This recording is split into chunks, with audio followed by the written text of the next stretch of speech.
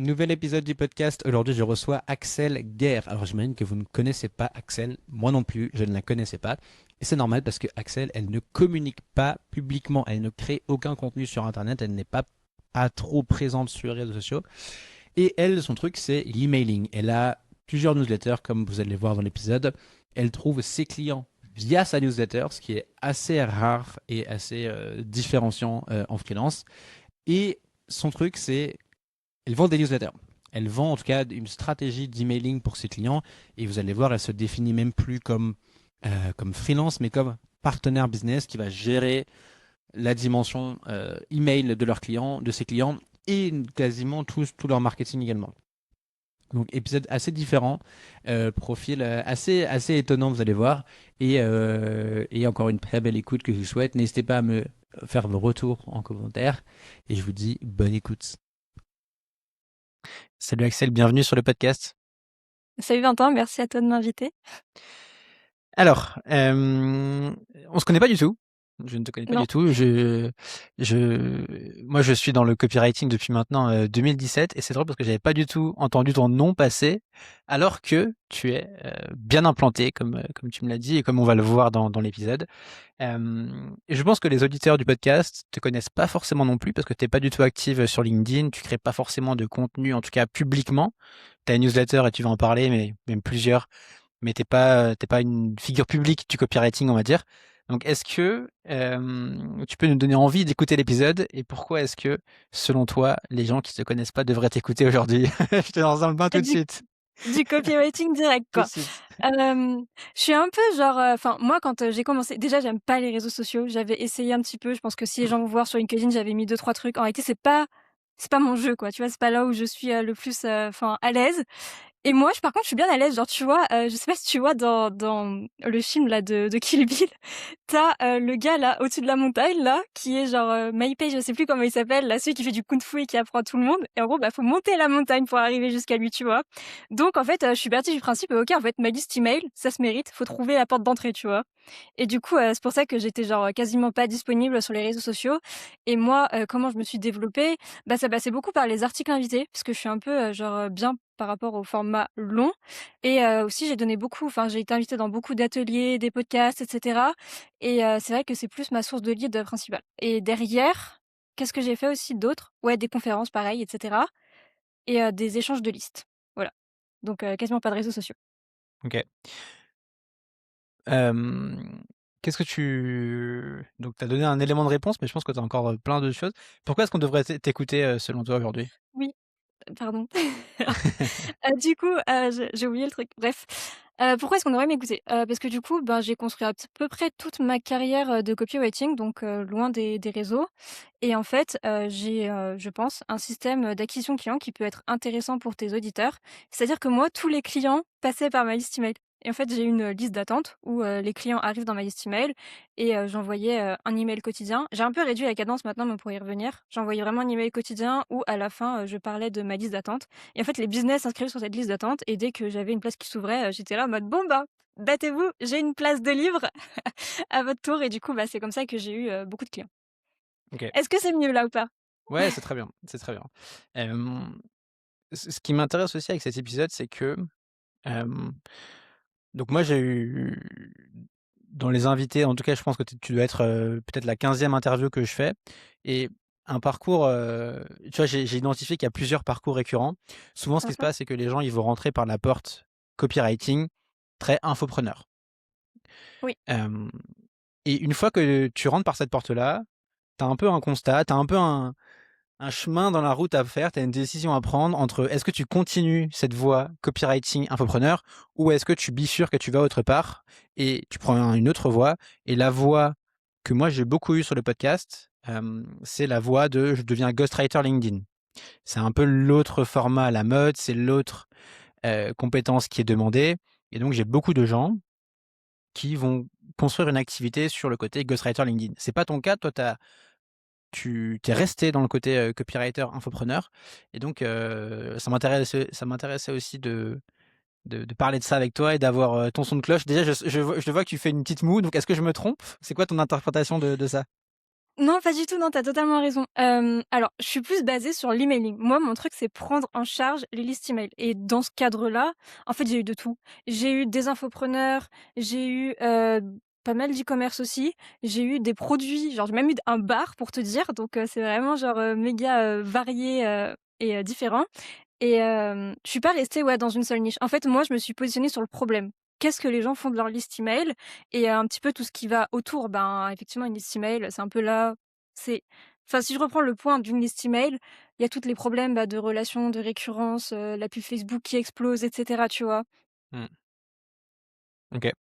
Hem, du coup, pour que les gens te cernent bien, est-ce que tu peux te présenter, nous dire ce que tu faisais avant d'être freelance et nous faire une petite version condensée de ton parcours et après on pourra creuser peut-être différents moments? Ouais, alors pour faire court, bon, bah, du coup, je suis Axel. Je sais pas si on l'a dit au début du podcast ou pas, mais bon, c'est pas Ce grave, sera j'imagine que écrit, les gens le OK, verront, bon. oui. Du coup, je suis Axel, je suis copywriter, spécialisée, emailing depuis, 6 ans maintenant, donc ça fait un petit moment.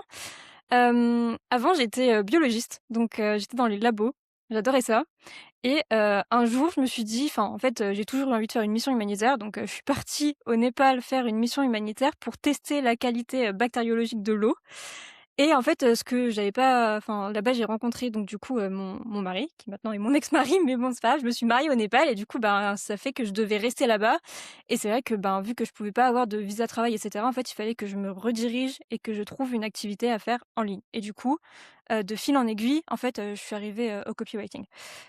Est-ce que tu veux que je détaille la partie de comment je suis arrivée au copywriting peut-être? Ouais, vas-y, je veux bien. Ce serait plus intéressant. En gros, à la base, moi, je proposais je voulais rester dans mon domaine de la biologie et je proposais des recherches, bibliographiques. Enfin bref, on va pas s'étaler là-dessus, c'était un truc vraiment, imbuvable et j'aimais pas du tout ça.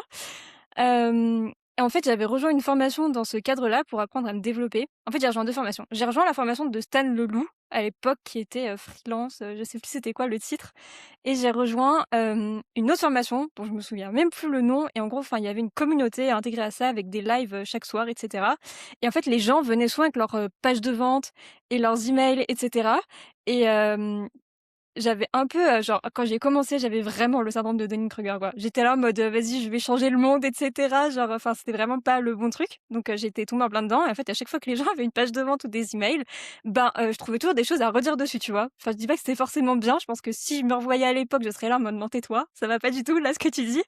Mais, le fait est que, ben, les gens, enfin, m'écoutaient quand même et du coup, ben, j'ai eu mes 2 premiers clients dans le copywriting comme ça.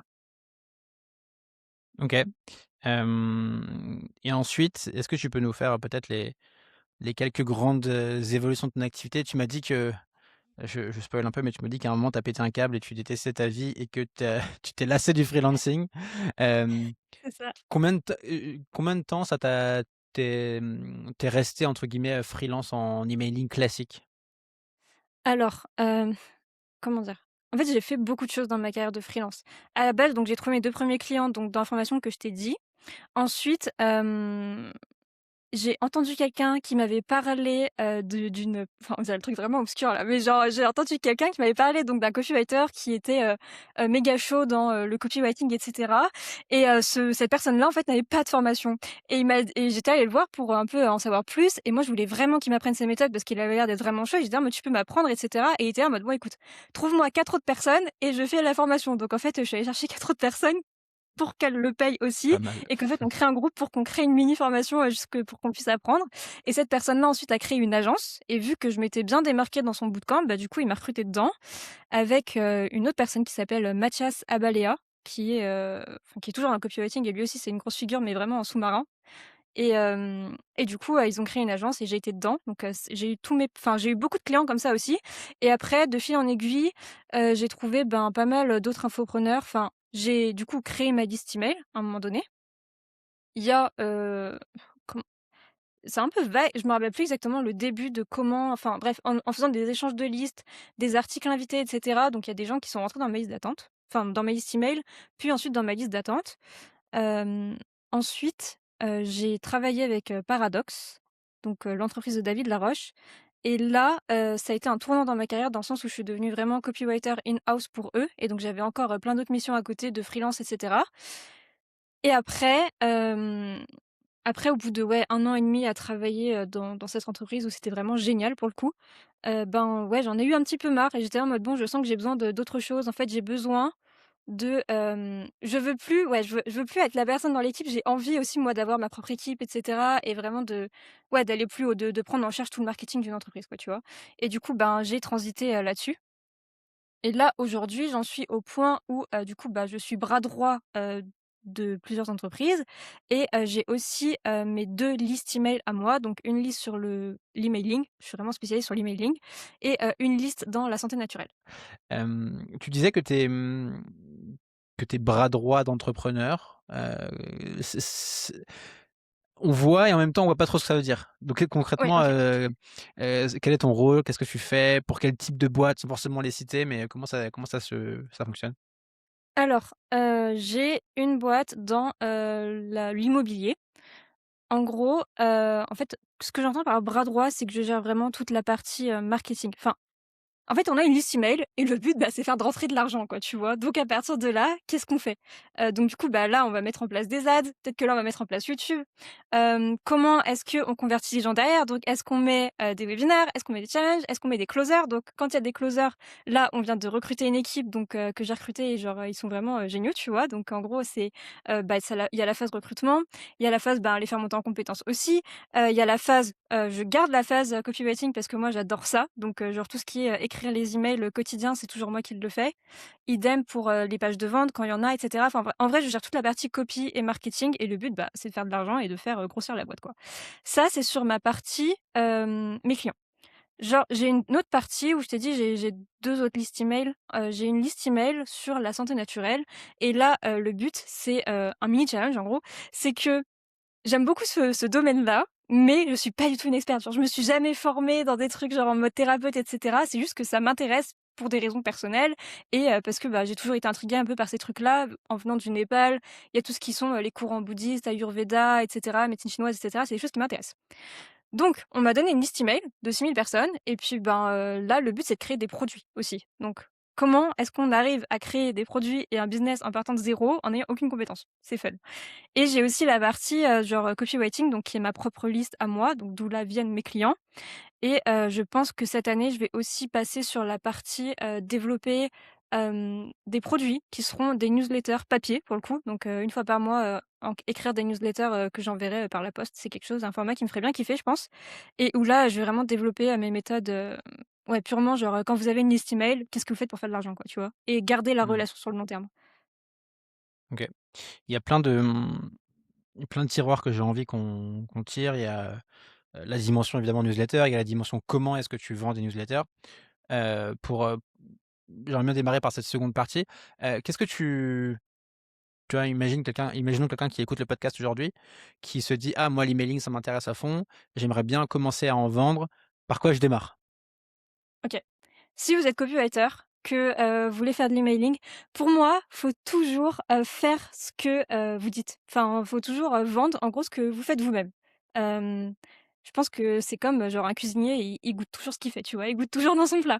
Donc pour moi, je pense qu'il y a pas mieux si vous voulez faire de l'emailing, c'est de créer votre propre liste email et de commencer à envoyer des emails, en fait, c'est un peu chaud au début, mais d'envoyer des emails chaque jour. Moi, j'ai vraiment grandi grâce à ça, hein et je pense que j'ai vraiment, signé avec, Paradox parce qu'à la base, c'était un processus de recrutement et il y avait, des centaines de copywriters en jeu et le copy chief, donc mon mentor, Quentin, m'avait recruté moi parce que je me souviens que, je lui avais justement dit que j'avais une liste email à moi, quoi. Il était là en mode: «OK, bon, elle est chaude, quoi», tu vois? Genre elle fait ce qu'elle dit qu'elle va faire, chez nous, quoi.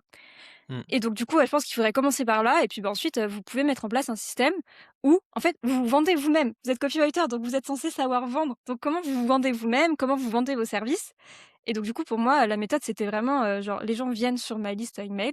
Chaque jour, j'écris, sur l'emailing. Donc c'est vrai que je sais pas si c'est sur ma liste email, mais c'est vrai que les gens viennent, souvent vers moi parce que, ben, ils trouvaient que j'avais beaucoup de personnalité, que je disais les choses de façon différente, que c'était drôle et cetera et du coup, ben, de fil en aiguille, les gens se disent: «OK, c'est comme ça qu'il faut faire du copywriting» et du coup, bah, ils s'inscrivaient à ma liste d'attente et puis, ben, derrière, hem, là, je crois que j'ai genre, peut-être, 20 gros business qui sont sur ma liste d'attente et honnêtement, j'ai dû l'ouvrir peut-être, 1 ou 2 fois parce que souvent, en général, quand je l'ouvre, je prends 3 business d'un coup et puis ensuite je la referme et genre je continue avec mes clients sur le long terme et voilà. Je sais pas si ça a répondu à la question ou pas. Ouais, donc toi tu dis, effectivement, commencer par, enfin, c'est un truc que je dis aussi, mais c'est, tu veux vendre du Mmh. LinkedIn, fais du LinkedIn, tu veux vendre de l'emailing, fais de l'emailing. Oui, exactement. Au début, tu sauras pas ce que tu fais et c'est normal, Mmh. mais en fait, c'est le chemin et moi, je peux te raconter une histoire perso là-dessus aussi, moi, quand j'ai mon premier ma première vraie expérience dans le copywriting, j'étais copywriter pour Live Mentor en 2017. Hem Et pareil, quand j'ai postulé, je sortais d'études, j'avais rien fait encore et Alex, donc le CEO m'avait dit, «Bah, tu sais, on a reçu des centaines de candidatures». Et qu'est-ce qui a fait que c'est moi qui ai été pris? C'est qu'en fait, moi, ça faisait déjà un an et demi que j'écrivais des articles sur mon compte Medium. Donc ça faisait un an et demi que j'écrivais déjà, j'avais écrit des dizaines d'articles, je me rappelle, j'avais un 2 articles qui avaient bien pris, et en fait, je faisais exactement, gratuitement par moi-même, ce qui allait être attendu de moi dans mon job. Et en fait, sur littéralement des centaines de candidats, personne ne faisait ça ou à part q 1 ou 2, 1 ou 2 personnes, mais juste en écrivant, de manière récurrente, allez, ne serait-ce qu'un article par semaine et vraiment c'était pas terrible, hein, quand je regarde ce que je faisais à l'époque, Mmh. c'était vraiment pas terrible, mais juste ça, tu sors du lot. Je suis totalement d'accord et l'autre avantage de ça, je viens d'y penser, c'est qu'en fait, vous devenez progressivement votre client. Parce que je sais qu'au début, je me rendais pas compte, j'étais là en mode: «Non, mais il faut tout le temps envoyer des emails et cetera, les désabonnements, on s'en fiche et cetera» et en fait, quand vous commencez à le faire pour vous et que vous voyez des gens qui se désabonnent, au début sur votre propre liste, vous êtes là en mode, «Ah, ça C'est pique», un tu vois? C'est crève-cœur. difficile et tout et tu comprends, en fait, les douleurs par lesquelles tu fais passer tes clients aussi et les frustrations qu'ils peuvent avoir et du coup, tu es là en mode, enfin, moi, je sais que c'est, genre, comment je fais pour tenir le rythme d'écrire des emails et cetera. Déjà, ça vous entraîne aussi, ça vous donne de l'endurance parce que, bah, quand vous allez être en stress et que vous allez devoir vous taper, je sais pas, genre, une séquence email, en une semaine ou peut-être moins, bah, vous avez déjà l'expérience de le faire. Donc vous êtes pas, sous pression. Enfin, vous savez que vous l'avez déjà fait des centaines de fois avant, peut-être que ce client-là arrive, donc c'est beaucoup plus simple pour vous de gérer le stress, la pression et cetera aussi. Hem, je me suis perdue parce que du coup, je parlais d'endurance et cetera et oui, vous devenez vraiment votre propre client et ça, je pense que c'est Eugène Schwartz, hein, qui disait ça, je crois et qui le faisait et lui, il parlait de clientless, enfin, ouais, clientless, copywriting quoi, genre en mode, toi-même tu deviens ton propre client et en gros lui-même développait ses propres produits, il me semble, à un moment donné et en fait, si tu regardes, tous les grands copywriters, genre, Gary Albert, John Carlton et cetera, ils ont tous fait ça à un moment donné. Genre, Gary Albert, il avait sa propre newsletter, John Carlton, pareil. Tu peux d'ailleurs retrouver encore, tous les anciens articles qu'il a écrits sur internet, c'est intéressant. Donc ouais, je pense que être son propre client d'abord, c'est vraiment le cheat code quoi, pour y arriver. Ouais et tu vois, si on imagine quelqu'un qui démarre, aujourd'hui et qui se dit: «OK, je vais créer ma newsletter». Ce qui est dur, c'est que si tu as pas encore fait de mission, si tu es à peine en formation ou tu es même pas formé, de quoi tu parles? Tu dis: «Oui, il faut se vendre», mais qu'est-ce que tu racontes? Comment tu te vends? Qu'est-ce que tu recommandes, tu vois, si tu repenses à la Axel qui démarre et qui se dit: «Vas-y, je vais créer ma newsletter», tu vois, c'est quoi tes premiers contenus? Je pense qu'au début, ce sera forcément nul, mais faut l'accepter, en fait, tu vois? Au début de ma carrière, moi, j'écrivais des emails, littéralement pour dire que l'eau, ça se boit, quoi, tu vois? Genre, enfin, c'était un peu l'équivalent de ça, en fait. Genre, c'était, les headlines, il faut capter, la curiosité, il faut faire des hooks, enfin, ce genre de trucs que, enfin, tout le monde dit Ouais. déjà, en fait. Mais je pense que tu es obligé de passer par cette phase-là pour t'en lasser. Hem Pour moi, c'est la première chose. La deuxième chose, vraiment, si on rentre sur la partie purement écriture, faut se mettre à la place de votre client. Faut se dire que votre client, c'est quoi ses problèmes? Là, on en revient, typiquement au copywriting, de base, hein, donc c'est quoi ses problèmes? Genre, enfin, il a vu, 50 copywriters avant, il y en a aucun qui comprenait. Genre, les copywriters, ils écrivaient avec leurs pieds parce qu'ils arrêtaient pas de sauter une ligne à chaque truc et ils avaient l'impression que c'était un robot. Les clients se plaignaient, des emails qu'ils recevaient. Je sais pas moi, il y a des tas, en fait, de problèmes sur lesquels, tu peux surfer. Je pense que c'est bien aussi parce qu'au début, ils vont se former, donc ils vont prendre des formations, soit chez toi, soit peut-être ils vont lire, les livres, habituels, de copywriting, bah, que les grands ont écrits avant nous, donc Gary Albert et cetera et peut-être qu'ils vont en retirer des choses et qu'ils pourront juste les retransmettre, de leur façon, tu vois? Je sais que moi, ce que j'aimais beaucoup faire et c'est ça aussi qui a beaucoup plu dans le style, enfin dans mon style à mes clients, j'adore raconter des petites histoires de ma vie, tu vois? Mais enfin, je le fais enfin, je c'est pas pour me mettre en avant ou quoi que ce soit, tu vois? Mais je sais que je le faisais d'une façon que les gens avaient pas forcément l'habitude de voir et du coup, ça plaisait beaucoup cette façon de faire. Et je pense qu'en fait, au fur et à mesure de ça, au fur et à mesure qu'ils vont écrire, on développe un style, on développe une patte à nous qui est, différente et qui fait OK, ben en fait, je pense que ça, c'est intéressant. Je pense que c'est pas toi qui trouves ta niche. En tout cas, je sais que c'est pas moi qui ai trouvé ma niche, c'est la niche qui m'a trouvé, tu vois? Genre dans le Mmh. sens où, on venait vers moi pour l'emailing, mais on venait vers moi parce qu'en fait, dans ma façon d'écrire et de penser et de réfléchir à les choses, en fait, c'est du copywriting, sur le long terme. Parce qu'en fait, j'arrive vraiment à garder l'attention sur du très, très long terme. Il y a des gens sur les listes de mes clients qui passent commande après 2 ans, tu vois? Genre, c'est rare quand même de dire que la personne est restée 2 ans à lire, les emails tous les jours avant de passer commande, tu vois? Bon, évidemment, il y en a qui passent commande 3 jours après, hein, c'est le but aussi, mais l'idée, c'est vraiment comment tu les gardes sur le long terme et je sais que ça, c'est vraiment la niche qui m'a trouvée. Parce que du coup, j'étais faite pour ça et du coup, c'est devenu mon positionnement un peu. Mmh. Ouais. Moi, je parle de la un peu la règle des 100 jours. C'est soit des 100 jours, soit des 100 contenus. Tant que tu as pas publié, moi je Mmh. parle sur LinkedIn, mais au moins 100 fois sur LinkedIn, n'espère pas faire bien, en fait. Tu as besoin de Non, c'est passer ce clair. stade critique de tu as beaucoup fait et donc tu comprends ce que tu fais et donc, comme tu dis, ta plume s'est affinée naturellement, ton style a émergé et c'est au bout de ce moment-là que tu commences à peu près à comprendre ce que tu fais et que tu peux mettre une dose de réflexion stratégique sur ce que tu fais pour te rapprocher de l'image que tu veux construire ou du type de client que tu aimerais aborder, quoi. C'est un peu ce que tu dis là. Ouais, c'est exactement ça. Donc, quand j'ai su que j'allais t'interviewer, je me suis abonné à ta liste email. Effectivement, OK. j'ai noté ce truc, où tu racontes, des petites histoires et tu as un style, très observationnel, où tu racontes des choses qui se passent dans ta vie et tu tires des leçons, de copywriting ou autre. Hem, Déjà, c'est intéressant parce que c'est IA proof comme type d'écriture où en Oui. fait, par définition, c'est singulier, unique, donc une IA ne peut pas le reproduire. Ce qui m'intéressait, c'est, parce que à un moment, j'essayais de développer ce type d'écriture et je sais que, c'est pas naturel et que c'est un peu il faut s'entraîner à observer et à remarquer des choses dans sa propre vie pour ensuite avoir une espèce de base de données, d'anecdotes sur ta vie que tu vas pouvoir ensuite réutiliser dans tes contenus. Comment est-ce que tu fais? Est-ce que tu as un carnet avec plein d'histoires qui t'arrivent ou est-ce que dès que tu as une histoire, tu l'écris? Comment tu fonctionnes? Je suis d'accord. Ça, c'est en fait, pour moi, ça, ce truc-là de trouver les idées, c'était devenu un jeu, tu vois? Genre, j'étais là Mmh. dans ma journée et en fait, ça t'oblige à devenir observateur et en cherchant, en fait, des idées pour ton contenu, tu te mets à kiffer ta vie parce que du coup, tu remarques plein de petits trucs, genre, que tu ferais pas forcément attention habituellement et du coup, bah, tu les notes. Comment je fais habituellement? Hem, alors j'ai tout essayé. Je pense que j'ai un carnet quelque part avec des citations et cetera, genre j'y vais rarement. En réalité, j'ai un Google, Doc qui ressemble strictement à rien et en fait, j'écris tout le temps dans des carrés. Genre je mets des carrés, de tableaux et je commence à écrire des emails et dès que j'ai une idée de mail, je vais la mettre là-dessus. Donc derrière, en fait, je vais commencer soit à écrire, soit, genre, souvent je vais écrire au café en bas de chez moi et genre, peut-être que tu l'as vu ce mail parce que je l'envoie il y a pas longtemps et genre en fait le gérant, il est mais, enfin, c'est une personnalité à lui tout seul, tu vois? Donc à chaque fois je suis là en mode: «OK, je vais écrire sur ce truc-là», un truc que j'ai parlé avec mes clients ou peu importe, tu vois? Et là, il y a le gérant, il va arriver, il va sortir une dinguerie à la table de papy mamie à côté de moi, je vais être là: «Non mais en fait, je ne peux pas ne pas écrire là-dessus quoi», tu vois? C'est trop drôle, c'est trop intéressant donc donc ça vient un peu comme ça aussi tout seul. Hem Ouais et je raconte aussi beaucoup, enfin, je note aussi beaucoup parce qu'il faut quand même penser à rester dans le monde de son, lecteur. Je réfléchis beaucoup aussi en termes de, ça c'est une fois que vous avez votre premier client, notez tout ce que vous avez fait en quelque sorte et essayez de le découper en mini contenu, tu vois? Parce que du coup, bah, tu peux en faire plusieurs emails en disant, bah, je discutais de ça avec tel client ou bien avec tel client on a fait ça ou bien il y avait tel problème, chez mon client et du coup on a fait ça et cetera et du coup derrière tu peux en parler. Mmh. Ouais, c'est clair que et un truc intéressant quand tu commences à créer du contenu et peu importe le format, c'est que tu vois le monde en fait, il faut voir le monde avec la lunette, les lunettes, créateur de contenu et tout peut être une source, d'information Mmh. et c'est pour ça des fois, il y a des freelances qui me disent, «Mais je sais pas sur quoi écrire, j'ai pas d'idée» et cetera. Mais en fait, il faut, avoir cette gymnastique de tout peut être une source et et je pense que souvent ce qui bloque aussi, c'est qu'on se censure en se disant: «Ah ça va pas être intéressant. Ah ça a Oui, déjà été dit. Ah c'est nul». Mais il faut accepter comme tu l'as dit et comme on l'a dit de OK au début ce sera nul, mais c'est pas grave et c'est ce qui va faire qu'à un moment tu vas trouver ton rythme quoi. exactement.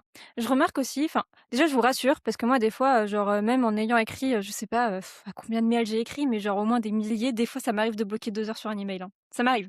Donc c'est pas genre, juste parce que vous démarrez et cetera. C'est en vrai si vous perdez le muscle, parce que c'est vraiment un muscle, Ouais. c'est vrai que ça peut mettre un peu de temps, pour y revenir, mais c'est normal. Moi quand je fais comme ça, je me force parce que souvent c'est que genre je vois que, dès que je commence à développer une phrase ou un truc comme ça, en fait, moi, je bloque toujours sur le hook. J'ai besoin d'avoir la première ligne méga intéressante pour ensuite développer tout mon email, tu vois? Donc des fois, en fait, d'avoir cette première ligne, tant que je l'ai pas, ça me bloque. Donc quand je fais ça et que je sens que je suis bloquée, je me dis: «Bon, écoute, c'est pas grave». Tu tout ce qui te passe par la tête, genre même que, Mmh. le bleu, c'est bleu et que le ciel est bleu ou on s'en fiche, tu vois? Et puis ensuite, au bout d'un moment, il y a un truc qui se décoince. Donc en vrai, je pense que la meilleure solution quand vous êtes bloqué, c'est vraiment de commencer à écrire tout ce qui vous passe par la tête et puis au bout d'un moment, forcément, vous commencez à structurer votre idée, et cetera et ça vient naturellement. Comment tu réfléchis pour le hook? Est-ce que tu as des frameworks ou est-ce que c'est, quelles questions tu te poses pour, réussir à faire un bon hook? Oh mon Dieu, ça c'est une question. Je le fais tellement naturellement maintenant que je me pose même plus la Ouais, en question en fait, fait. Mais non c'est mais souvent le truc au début, tu vas essayer d'appliquer des méthodes en essayant: «Ah, ils ont dit, un bon hook, c'est ça, il faut respecter telle structure». Tu vas le faire quelques fois et après à force de le faire, tu vas créer ta propre méthode et tu vas développer ta propre sensibilité pour faire des hooks et tu vas tellement le faire 2 fois que ce sera naturel. Mais si tu essayes tu vois, de formaliser un petit peu, à quoi ça ressemblerait? ouais, je suis vraiment en train de réfléchir à ça. Parce que en vrai, pour moi, ça ouvre, un monde de possibilités. J'ai l'impression d'être Doctor Strange là, tu sais, quand il va Mais non, mais qui a toutes vas-y. les possibilités qui s'ouvrent à lui. Non, en gros, j'allais dire, je pense que ça dépend beaucoup de l'idée. En fait, mais là, on part d'un point de vue purement copywriting, et cetera et philosophique. C'est qu'en fait, le but d'une liste email, c'est de commencer à te positionner comme la plaque tournante de ton industrie. En gros, toutes les informations doivent transiter par toi. Hem, c'est un peu compliqué à expliquer parce qu'il faudrait rentrer dans le détail, et cetera. C'est On un a le peu temps. c'est l'ob ouais, c'est l'objectif, c'est l'objet de la conférence que j'avais donnée. En gros, comment dire? Je vais vous prendre l'exemple de Hunter S. Thompson. C'est le plus simple, je m'en sers à chaque fois. Hunter S. Thompson, c'était un grand journaliste dans les années, je crois, 1960 ou 1970 qui, lui, a créé carrément, un nouveau courant journalistique qui s'appelle le gonzo-journalisme et en gros, lui, il est parti du postulat, c'est qu'à l'époque dans les journaux, tout le monde essayait d'être purement objectif et il disait: «En fait, on peut pas être objectif, on peut jamais être objectif. Il y a toujours un endroit où on va donner son opinion d'une façon ou d'une autre, une tournure de phrase qui va révéler un peu». Du coup, moi, je vais faire l'inverse. Je vais complètement commencer à raconter l'histoire dans l'histoire. Comment moi, je vis les faits et comment je les documente.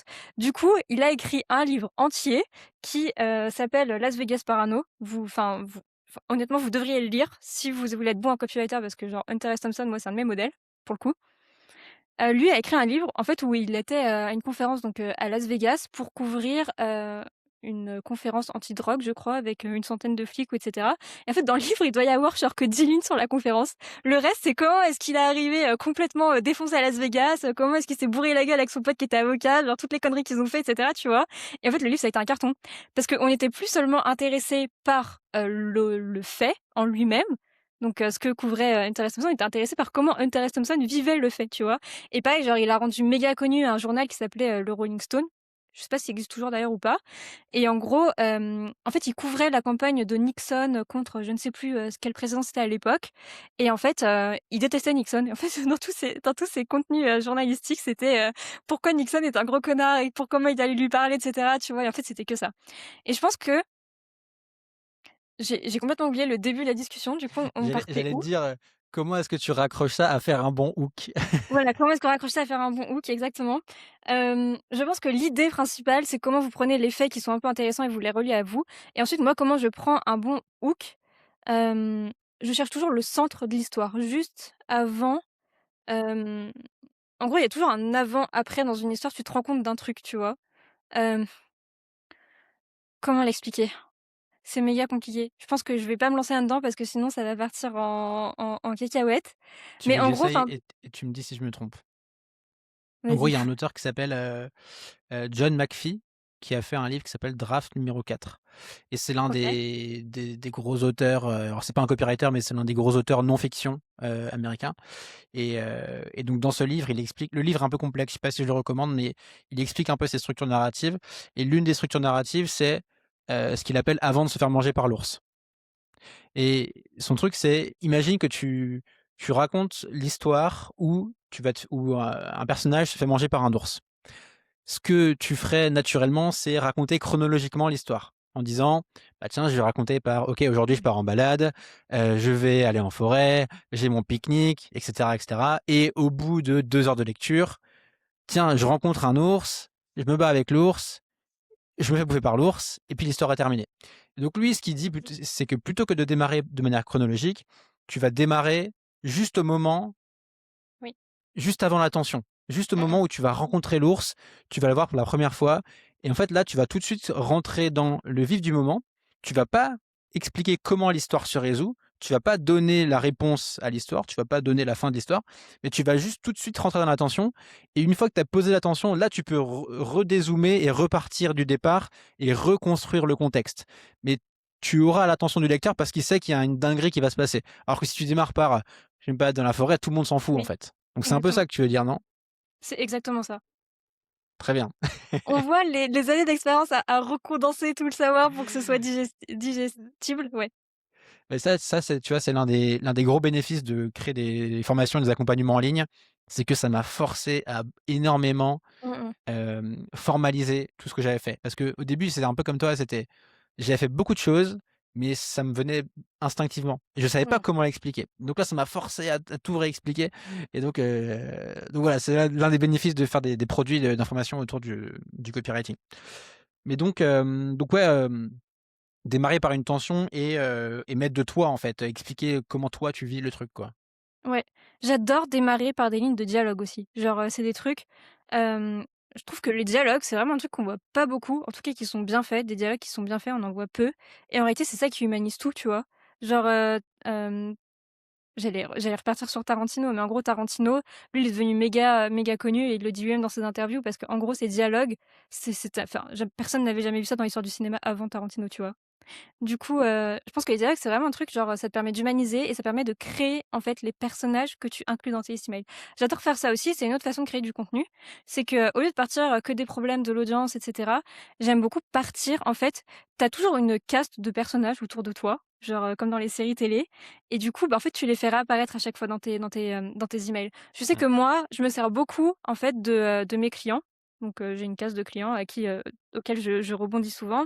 Je sais que pour mes clients, donc là, pour mes clients, pour les emails de mes clients, souvent on parle des fournisseurs, on parle de leurs clients aussi, on parle des gens de l'équipe. Genre, tu vois, par exemple, on va beaucoup humaniser notre closer pour plus que ça aille dans la tête des gens, ce soit un closer, mais ce soit quelqu'un de l'équipe qui est gentil, qui apparaît tout le temps dans les emails, qui est empathique, chaleureux, et cetera et en fait, on crée leur personnage comme ça.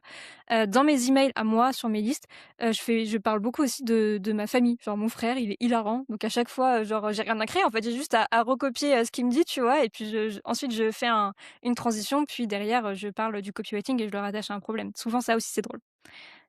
Ouais, Voilà, parce que c'est un peu j'allais te demander, le côté, je parle de moi, je raconte des histoires et cetera. Je vois très bien comment tu peux l'appliquer à ton cas, à toi, enfin à ton copywriting. Mais dans le cas d'un client, c'est un peu différent. Parce que tu vas plutôt non, tu parler en son nom, quoi.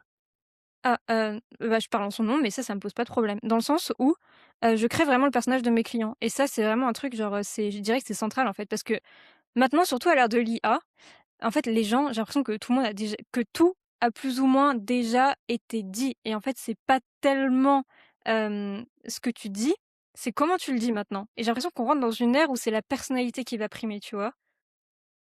Et du coup, Mmh. enfin moi, mon objectif premier, bah, oui, c'est effectivement de m'assurer de positionner les produits pour que ça aille toucher un nerf dans le marché, ça on est totalement d'accord. Il y a des nerfs dans le marché qui quand vous les trouvez, bah, vous voulez appuyer dessus parce que vous savez que ça va vendre. Typiquement dans le copywriting, un des gros nerfs, des list emails, c'est, comment remplir sa list email, tu vois? En payant le moins possible. Ça, c'est un gros nerf, tu vois? Donc dans le marché, il y a toujours des nerfs comme ça sur lesquels tu peux appuyer et je pense qu'ensuite, il y a, ta personnalité et pourquoi, en fait, on a envie de s'attacher à toi, tu vois? Et comment tu arrives à montrer que c'est toi, l'humain derrière ton clavier, qui écrit à tes clients et pas une IA? Mmh. Je voulais te demander aussi, quand aujourd'hui, si demain tu te dis, voilà, tu vas bosser avec un nouveau client pour, gérer son emailing de A à Z et que lui, il a rien fait. Imaginons, tu vois, j'ai, 10 000 abonnés sur ma liste email qui ont, téléchargé un lead magnet. J'ai jamais rien envoyé si ce n'est juste le lead magnet. Hem, Comment tu réfléchis? C'est quoi tes étapes? C'est quoi ton process? Alors souvent ça part mal parce que genre si tu pas envoyé d'email depuis un petit moment, ça se peut que tu aies une moitié de ta liste quand même qui soit un peu partie. Hem, Déjà je regarde la cohérence globale. est-ce que le produit est aligné avec le lead magnet d'entrée? Exemple typique, si, imaginons, nous on vend, un produit, qui est un accompagnement premium pour, aider les gens à avoir plus de réservations sur leur Airbnb. Si le lead magnet d'entrée, c'était, comment, trouver votre premier bien, tu vois qu'il y a déjà un décalage, en fait. C'est-à-dire que tous les gens qui vont rentrer dans le lead magnet, c'est des gens qui, en fait, ont pas encore de bien. Donc, en Mmh. fait, sur ceux qui ont pas encore de bien, on sait que les gens sont humains, donc si ça se trouve, il y a peut-être que 10 qui va vraiment acheter un bien et il y a peut-être que 5 qui va vraiment galérer à louer son bien, tu vois? Donc déjà, il faut regarder ça à la cohérence globale, je dirais. Ensuite, moi je suis partisante de mettre les mains, dans le cambouis direct. Mais, parce qu'en fait, je l'ai fait tellement de fois, tu vois? Donc c'est difficile de me reprojeter quand moi je commençais. Souvent quand je démarrais, je partais sur une mission en mode, «OK, on fait un lancement, on voit, il y a une offre bien définie et cetera, je touche pas l'offre». Moi, je vous conseille au début, ne touchez pas l'offre parce que quand vous avez pas encore assez d'expérience au niveau du marketing, ça peut vite être laborieux et cetera. Donc en vrai, quand l'offre est claire, bah, partez sur, une séquence de lancement. En vrai, c'est plutôt, basique. Tu je pense que en vrai, je pense que des accompagnements qui templatisent les lancements, il y en a. Donc en réalité, vous pouvez commencer à créer dans des trucs, sans prendre trop de risques, j'ai envie de dire. Hem Et derrière, oui, comment moi je fais, pour reprendre de zéro une liste? Souvent, je mets vraiment les mains dans le cambouis, donc c'est-à-dire que je suis là en mode: «Bon OK, on envoie des emails» et voilà. Donc je vais vraiment rechercher tout autour de l'avatar et cetera. Qu'est-ce qui va l'intéresser? Commencer à créer la personnalité de mon client. Donc là, pour ça, je suis un peu, je suis un peu relou là-dessus. C'est-à-dire que, je demande à mes clients souvent de me faire des vocaux. Au début, genre, «Raconte-moi ta vie, dis-moi ce qu'il y a» et cetera et ensuite c'est à moi de rendre les histoires intéressantes et de trouver, bah, le petit truc qui fait que ça va être intéressant donc on en revient à ton histoire de l'ours. Ensuite, vu que je rentre dans le business, souvent, il se passe toujours des trucs. Genre, entre les closers, entre les gens de la pub, genre, enfin, je sais que moi, juste en interagissant avec les gens dans le business, en fait, j'ai plein d'idées comme ça. Parce qu'il se passe toujours des trucs dans le business. Tu as tel client qui va dire tel truc à tel closer, tu as, alors, je fais une parenthèse parce que ça, c'est vraiment intéressant. Si, il y a des closers dans le business dans lequel vous allez demander les scripts, d'appels, vous les rentrez dans ChatGPT et vous demandez à ChatGPT d'extraire absolument toutes les objections, les problèmes, les désirs et cetera et en fait, vous avez déjà une liste de ce que vous pouvez parler par email. Je ferme la parenthèse et du coup, je sais plus ce que où j'étais avant. Oui, voilà, en fait, enfin, c'est moi, maintenant, je mets les mains dans le cambouis, littéralement. Donc, parce que j'ai l'habitude. Mais si je devais recommencer vraiment de zéro en imaginant que j'ai pas d'expérience, je partirais sur un truc vraiment cadré. Genre, l'offre est déjà là. Vous savez que l'offre se vend avant vous. Donc, vous êtes pas là en mode de, je dois créer de zéro. Et ensuite, bah, on part sur un lancement ou sur, je sais pas, peut-être deux, trois emails de newsletter par jour, par semaine, pardon. Par jour, ça fait quand même un peu beaucoup. Et, euh, et voilà. Et je pense qu'en réalité, vous allez devenir meilleur à force de faire, hein. Donc, Ouais, bah, tu vois ce conseil de pratiquer, moi je le donne tout le temps, mais il est un peu déceptif parce il est un peu déceptif parce que tu as l'impression qu'on dit pas grand-chose quand on dit ça, tu vois? Bah oui, écris OK, merci, mais j'écris quoi? Je fais quoi? Tu vois? Mais alors du coup, si je décompose, ce que tu me dis, c'est que tu vas, je trouve ça intéressant, essayer de créer un peu le personnage de la personne qui va envoyer la newsletter, même si c'est toi, en gros, tu vas prendre la parole au nom du CEO, par exemple, au nom de la figure de la boîte. Tu vas, donc là, tu as un 1er pan où tu vas faire des recherches pour créer un espèce de profil, sur lequel tu vas pouvoir, appuyer. Tu as un autre enjeu qui est bien comprendre le business pour lequel tu vas écrire, donc comprendre le produit, comprendre, comment c'est vendu, comprendre et cetera. Tu as un enjeu sur l'avatar client, donc comprendre, ses enjeux, ses besoins, ses objectifs rêvés et cetera. Et ensuite, comment est-ce que tu connectes ça? Tu vois, tu prends cette matière et comment est-ce que tu en fais des emails? Comment tu réfléchis? tu veux dire comment je prends les pain points des gens, les désirs, les enfin, et que je relis ça du coup. Alors un email pour moi, c'est hook, story, offer. Souvent, je pars souvent de ça, tu vois? Ou, la structure de base, c'est problème, aggravé, solution. Mais ça, j'imagine qu'il le voit dans ta formation, non? Oui, oui, mais là on n'est pas dans la formation, on Oui, est, je sais qu'on est pas dans ta formation, mais, genre, enfin, je pense que c'est le truc, global de que toutes les formations parlent, donc c'est vrai que c'est les hooks de base, genre c'est hook, story, offer et problème, aggravé, solution et en vrai, comment j'écris exactement? en fait, là tu me parles, beaucoup d'emails de vente où tu vas faire une offre à la fin de l'email, mais j'imagine que tu fais pas une offre dans chaque email? Si. Ou peut si? OK, intéressant, Oui. c'est plutôt effectivement, c'est le côté, très infopreneur. J'avais une question pour toi, ceci, mais du coup ça fait le lien, hem, c'est quoi une bonne, pression commerciale? Est-ce que donc là, ce que tu me dis, c'est que tu as quasiment, 2-3, newsletters, enfin, tu as 2-3 newsletters par semaine et à chaque fois, tu fais une offre à tes clients? Tu jamais juste du contenu pur ou juste pour bâtir la relation? Non. Alors, je sais que c'est un peu bizarre, et pourtant j'ai fait ça avec des clients en e-commerce et tout, hein. Donc c'est pas juste le milieu de l'infoprenariat et j'insiste là-dessus, même pour un bar, hein. C'est-à-dire que pour moi, il y a pas de différence entre un email de valeur et un email de vente. Un email de valeur, ça doit être un email de vente, un email de vente, ça doit être un email de valeur. Je vais te donner un exemple tout bête. Imagine, demain, tu attrapes, je sais pas, n'importe quoi, une conjonctivite. Voilà, premier truc qui me vient en tête. Tu vas au médecin, tu dis: «Bon, bah, j'ai mal, j'ai une conjonctivite». Le médecin te donne des antibiotiques. Tu sors du médecin, tu vas à la pharmacie, tu rentres dans la pharmacie, tu donnes ton ordonnance à la pharmacienne, tu dis: «Bon, j'ai une conjonctivite, ça fait vraiment mal» et cetera, tu vois? Tu es en souffrance quand même et la pharmacienne te regarde, elle fait: «Non mais monsieur, aujourd'hui, c'est le jour de la valeur, donc si vous voulez, je peux vous éduquer sur votre problème, mais je vous vendrai rien avant demain». Bah, tu sors, tu vas dans une autre pharmacie et voilà, tu vois? En fait, tu pas tu peux vendre tant que c'est pas genre faut trouver le juste milieu entre pushy et pas pushy. Mais pour moi, un email, ça doit être fun, en fait. C'est comme un M&M's, tu vois? Tu as envie de le manger, c'est le petit moment dans la journée, tu es content, tout le monde est content de le lire et puis, bah, à la fin, voilà, vous avez tel problème, vous voulez aller plus loin, bah, maintenant, il faut payer. En fait, je pense qu'il y a beaucoup de gens qui, sont complexés de la vente parce que, ben, ils ont peur, ouais, d'être pushy, de perdre et cetera. Mais en réalité, je pense qu'il faut vraiment être dans cette, optique-là de, quand vous avez un bon produit et souvent c'est le cas, tu vois? Genre quand vous avez un bon produit, faut aller voir un peu les autres produits qui sont autour et à quel point c'est de la merde, hein, et à quel point ça peut, genre vraiment, enfin c'est pas cool pour les gens parce qu'ils se font arnaquer et cetera, il y a plein de scams et cetera. Donc quand vous avez un bon produit, mais soyez fiers de le vendre en fait. Genre, mettez-y votre énergie, tu vois? C'est votre mission en fait de d'aider la vie des gens et puis, ben, c'est malheureux mais genre, oui en fait quand vous voulez vraiment aider quelqu'un, bah, faut qu'il paye. Souvent, c'est le cas et je pense qu'en fait c'est vraiment une question de décomplexer, de la vente. Plutôt que genre juste, contenu, valeur et cetera. Je fais une petite pause de 30 secondes dans ton épisode. Est-ce que ça t'arrive parfois d'accepter des missions pas folles juste pour payer les factures? Est-ce que tu sais qu'il faut prospecter, créer du contenu, te positionner, structurer ton activité, mais que tu repousses sans cesse? Et est-ce que tu as l'impression de devoir repartir de zéro chaque mois et de gravir une montagne qui te semble insurmontable pour ton business de freelance? Si oui, c'est certainement que tu es bloqué actuellement dans ce que j'appelle le mode freelance bricoleur. Et j'ai justement enregistré un workshop gratuit dans lequel je t'explique pourquoi la majorité des freelances restent bloqués dans le mode bricoleur, les 4 fondations invisibles qui font la différence et qui vont te permettre de construire une activité solide et rentable, et enfin comment passer concrètement du mode bricoleur au mode professionnel. Je t'ai mis le lien en description de l'épisode. Fin de la parenthèse, on reprend l'épisode. OK, intéressant. Et toi, tu as été à l'aise avec, la vente dès le départ? Ah oui, bah, je te dis, enfin, je pense que ça m'a beaucoup sauvée dès le départ parce que, je sais que je suis une personne, enfin, il y a pas forcément, mais je suis quelqu'un de quand même relativement très introverti et j'avais un énorme syndrome de l'imposteur au milieu de ma carrière.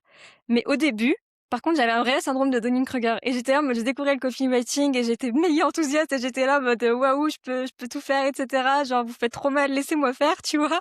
Genre en mode: «Je vais vous donner le million de dollars, Heidi ou trop ou quoi». Et en réalité, ça m'a sauvée parce que du coup, enfin, je suis directement allée vers les gens et je pense que j'ai pu mettre l'énergie pour vendre, tu vois?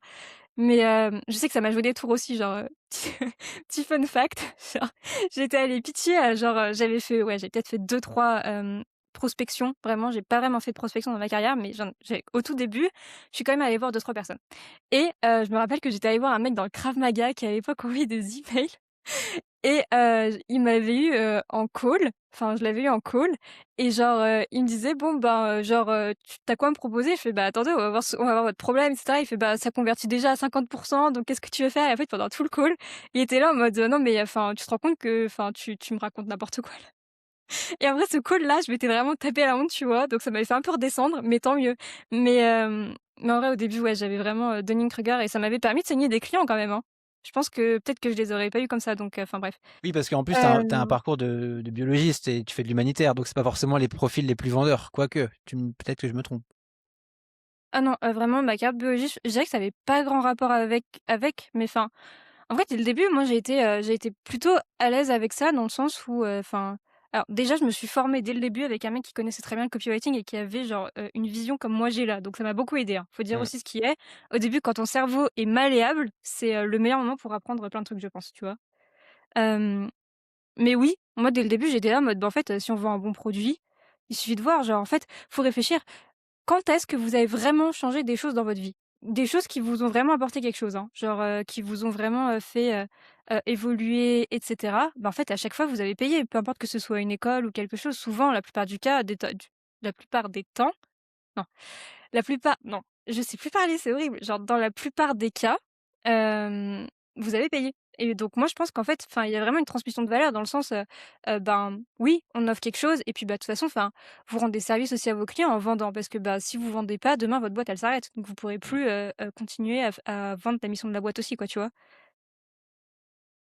Je pense que, sur le papier, tout le monde comprend ça, mais tu sais, c'est pas Oui. évident quand tu as été habitué à avoir plein d'idées reçues sur le fait de vendre et cetera, sur l'argent, à quel point c'est pas bien et cetera. Tu vois, ça prend du temps pour se déconditionner et puis, réavoir un autre discours de: «OK, en fait, Je suis d'accord. La meilleure enfin, moi, ça m'a vraiment décomplexée quand je vois que maintenant, j'envoie un email de vente, ça fait des ventes. Je suis là en mode: «Bon, bah, pourquoi je vendrais pas?» tu vois? Enfin, ouais».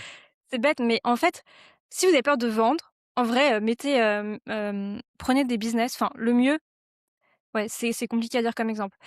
Hem, vous êtes pas obligé de enfin, mettez toujours un appel à l'action à la fin de l'email. Même si vous vendez pas, mettez un lien vers, une liste d'attente. Mettez un lien vers, je sais pas, un épisode de podcast ou un truc comme ça. En fait, ça les renvoie toujours quelque part. Peut-être que ça peut vous conditionner à vous dire: «OK, je renvoie les gens quelque part et il faut qu'il y ait une action à Mmh. la fin de mon mail, quoi». Je sais que c'est une question de merde, hein, je te préviens tout de suite, mais, c'est un truc, qu'on demande tout le temps et peut-être que tu as une réponse, mais, quand tu envoies une newsletter ou quand tu gères une liste email, est-ce que tu as à peu près, un chiffre sur un bon taux d'engagement, un bon taux d'ouverture? Qu'est-ce que toi tu regardes? Le taux de réponse? Alors, le taux de réponse et vente. Mais, le taux d'ouverture, c'est pas un truc que enfin, c'est compliqué parce que je vais pas dire c'est compli en vrai, le taux d'ouverture, je le regarde peu. Il y a quand même une constante dans le temps, genre, fré en vrai, ça dépend vraiment des listes email. Mais, il faut se dire, déjà le taux d'ouverture, c'est énormément corrélé, à la personne qui l'envoie. C'est-à-dire que, souvent, moi, les gens sur ma liste email maintenant, ils me le disent: «J'ouvre tes mails parce que c'est toi». Donc tu vois, c'est déjà décorrélé. Ensuite, imaginons que demain, tu vendes, imaginons demain, je lance une formation, je sais pas, sur Booking, par exemple, pour mon client, dans l'immobilier qui normalement aide les gens sur Airbnb. Il va dire: «Bon, bah, voilà, je vais mettre dans le titre Booking» et du coup, en fait, c'est pas la majorité de la liste qui va être concernée, tu vois? Ça va juste être une petite partie. Mais j'ai envie que cette partie-là soit concernée. Du coup, le taux d'ouverture va être moindre, mais les gens qui vont jusqu'au bout de l'email va être supérieur aussi, tu vois? Donc en fait, c'est pas faut vraiment réfléchir en termes de contexte. Je pense que c'est ça le plus important que vous puissiez apprendre dans votre carrière, c'est le contexte et c'est oui, le taux d'ouverture, globalement, nous, ça tourne autour de 40 en réalité parce qu'on envoie, un email, par jour, tu vois? Donc c'est beaucoup quand même. Mmh. Hem, donc globalement, oui, il va y avoir des petites variations et cetera, ça va dépendre, mais globalement, ça reste stable et ensuite, bah, si vraiment vous mettez dans votre titre, quelque chose comme je viens d'expliquer donc qui, parle juste à une petite partie de votre liste, un segment, bah, dans ce cas-là, peut-être que le taux d'ouverture sera moindre, mais c'est pas grave. Mais du coup, enfin, c'est pas ce que je regarde. Moi, ce que je regarde en majorité, c'est, l'engagement, les gens qui répondent, le taux de clics, mais du coup par rapport à ceux qui ont ouvert le mail, parce que des fois, les autorépondeurs font des taux de clics par rapport à la liste entière, mais du coup, ça nous intéresse pas trop là, dans ce cas-là. Mmh. C'est ceux qui ont ouvert le mail, combien sont allés au bout et ensuite, bah, effectivement, typiquement nous on met des calls, donc le nombre de calls que ça génère par exemple ou le nombre de ventes du coup que ça génère. Heu j'avais eu une discussion une fois avec un ami entrepreneur qui me disait en fait, moi j'ai toujours été, enfin, c'est pour ça que je te posais la question sur est-ce que tu fais des newsletters, sans contenu? Moi, j'ai toujours eu une approche où, hem, je fais du contenu, je demande rien à personne et du coup, le jour où je demande quelque chose, où je fais une vente, du coup, j'aurais bâti une forme de goodwill, j'ai pas le terme en français, mais tu sais, les gens Mmh. m'auront fait confiance et donc quand je leur vends un truc, ils vont se dire: «Ah OK, du coup, Valentin, il m'a créé de la valeur, il m'apporte de la valeur, je lui fais confiance».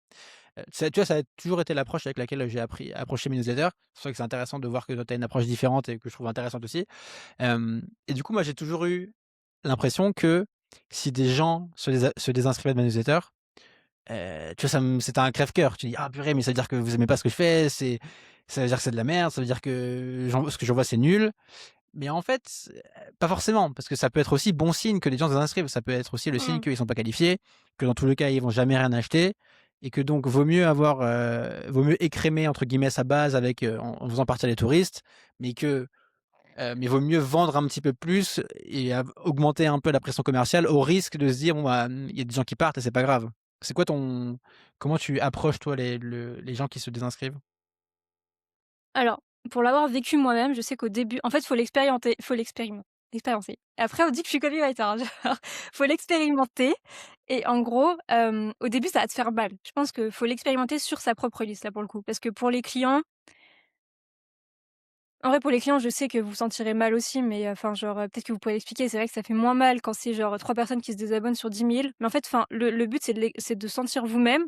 Effectivement, au début, ça va vous faire mal de voir des gens qui se désabonnent. Et puis après, quand vous allez continuer de voir qu'en fait, vous faites des ventes, bah, vous allez dire: «OK, c'est juste que ces personnes-là, bah, elles étaient pas dans mon monde». Mais moi, je pense que comme tu dis, hem, l'enjeu d'une liste email sur le long terme, c'est de créer de la relation et de la confiance. C'est 2 choses qu'il faut pour vraiment vendre. Évidemment, on va pas revenir aussi sur le fait que la promesse et cetera doit être bien positionnée et cetera et que ça résout un problème. Mais, la relation et la confiance, c'est les 2 trucs genre, enfin, c'est pour moi, c'est les 2 facteurs clés et ça va être encore plus important avec, l'IA qui, arrive. Hem, je réfléchis. Ouais, ça va être encore plus important, bah, du coup, avec, l'IA qui arrive et je suis désolée, j'ai oublié le début de ma phrase. Genre, on parlait de la relation, de la confiance. On parlait de comment tu gères les personnes qui se désinscrivent à la Oui, liste au email. début, ça fait Au début, ça fait toujours mal, c'est sûr, mais finalement, enfin, quand tu crées un monde, faut se dire qu'il y a toujours des personnes enfin, c'est comme Narnia, quoi, tout le monde ne rentre pas à Narnia, j'ai envie de te dire, genre, c'est pas genre, il y a des gens qui vont pas aimer et cetera, donc c'est OK, en fait et je pense que tu vends plus en étant, polarisant, qu'en étant, genre, vraiment en mode, ouais, en mode, vanille fraise, quoi, tu vois? Mmh. C'est pas évident ça. C'est pas évident Non, de c'est c'est pas évident. C'est pour ça que je pense que le meilleur conseil, c'est de vraiment tester les choses sur vous d'abord, parce qu'en fait, vous allez vous rendre compte des choses. Genre, moi, je sais que tout ce que j'ai expérimenté, les plus gros déclics que j'ai eu dans ma vie, ça venait de 2 choses. Ça venait moi, bah, de ma liste email en testant des choses et en voyant, ce qui se passait et ça venait aussi, de moi, d'observer en tant que cliente dans des business, que j'avais vraiment envie d'acheter des choses. Qu'est-ce qui m'interpellait, me créait de l'intérêt? Pourquoi là j'ai acheté? Pourquoi là j'ai pas acheté? mmh, Pourquoi là je suis en train de fermer cet email parce que je le trouve vraiment trop pourri, tu vois? Et genre, trop nul quoi, en fait. ouais. Et je crois attends, on parlait aussi de la valeur avant où tu essayais de rattacher ça à la valeur. Oui, pour moi, en fait, la valeur, c'est quelque enfin, en fait, j'ai une définition de la valeur qui est peut-être pas courante, mais je pense que les 2 sont justes en fait, en soi. Moi, la définition de la valeur, c'est de faire passer un bon moment à la personne. Parce que souvent quand tu passes un bon moment, genre, enfin, je veux dire, quand tu vois tes amis, tu es pas tout le temps en train de leur donner des conseils, tu vois? Genre, tu es aussi là en mode, discussion, c'est intéressant et cetera. Tu as envie de connaître leur vie, tu as envie de raconter la tienne aussi peut-être un peu, tu vois? Et en fait, bah, c'est comme ça que tu crées une relation et c'est comme ça aussi que la relation se crée avec les gens, en fait. C'est en parlant, oui, des problématiques qui les intéressent et en restant dans leur monde, mais surtout aussi en mettant ta personnalité et ta patte, tu vois? Mmh.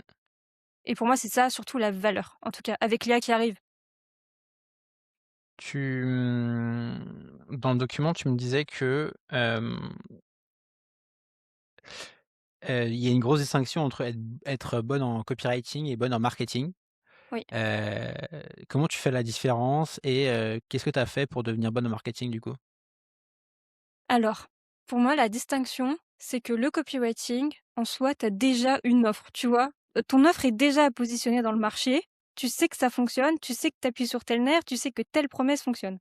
Donc là, tu as pas à repositionner l'offre, dans le marché. Être bon en marketing, c'est justement partir d'une page blanche, d'avoir une liste email et te de dire: «OK, on va créer ça». Et là, en réalité, moi, comment ça s'est passé? C'est-à-dire que, j'ai intégré Paradox, où j'y suis restée pendant 1 an et demi. En fait, il y a vraiment eu un avant après Paradox. C'est-à-dire que quand je suis arrivée à Paradox, j'étais une copywriter. J'étais copywriter in-house, donc les produits étaient déjà créés, genre, les webinars, on savait à peu près de quoi ça allait parler et cetera. Il fallait rediriger le trafic et cetera et donc faire passer les gens, ben, des ads aux webinars et puis, bah, ensuite, des posts webinars, jusque, à la caisse, quoi, tu vois? Genre, pour s'assurer qu'ils allaient prendre des calls et cetera. Donc il y avait pas tout le truc autour à créer. quand, j'ai quitté, Paradox, donc 1 an et demi après, j'avais, cette envie justement en vrai, je pensais que j'étais bonne en marketing. Il était là le piège. C'est que je pensais que j'étais bonne en marketing et je me suis dit: «OK, bon, bah, maintenant j'ai envie de prendre en main, une plus grosse partie et d'aller, prendre carrément des business en main». Donc j'ai pris 3 clients en parallèle. Grosse erreur, on pourrait revenir à ça aussi après derrière. Et en fait, une fois que j'ai eu leur liste email dans les mains et que j'ai commencé à voir que, bah, ça marchait pas très bien parce que leur offre était vraiment bancale, là, j'ai commencé à paniquer. Je me suis dit: «Ouh là, qu'est-ce qui se passe?» tu vois? Surtout que, bah, j'étais payée au pourcentage donc en fait, bah, j'étais en mode: «OK, bon, bah, en fait, là, c'est galère». Et en fait, ben, quand tu es dos au mur, tu pas le choix que de devenir bon, j'ai envie de te dire. Donc en fait, j'ai eu des mois pendant, je pense, 6-8 mois. J'ai enchaîné, 1 page de vente par semaine, plus une séquence mail, pour plein de business et du coup, j'étais là en mode, à force de faire, tu deviens bon, quoi. Donc à force, avec mes clients, on créait à chaque fois une offre par mois. Donc bah, fallait tout le temps faire les pages de vente et cetera. Donc tu multiplies ça par, ouais, 3. J'avais un 4e business, c'était un peu genre, bancal aussi, mais bon. Du coup, quand tu fais ça plein de fois, bah, au bout d'un moment, tu commences à capter genre, OK, enfin, c'est encore en faisant. Je sais que c'est pas sexy, mais c'est vraiment Mmh. ça, le truc, ouais, genre, faire. Comment était structurée l'équipe copywriting chez Paradox? Alors, il y avait, 2 copywriters. Il y avait moi et une copywriter, chercheuse, donc Lydia. Je pense que Lydia y est toujours d'ailleurs. Et il y avait, Quentin, donc qui était, le copy chief, et voilà, on était 3. On était, Et comment comment vous je vous sais plus. répartissiez les rôles? Et que veut dire copywriter chercheuse? Alors Lydia, elle, son rôle, c'était aussi d'aller farfouiller dans toutes les études scientifiques parce qu'à Paradox, on avait une approche très scientifique Mmh. et elle devait, retirer les informations et condenser un peu dans un Notion, on va dire, toutes les études et cetera pour vraiment retirer la matière.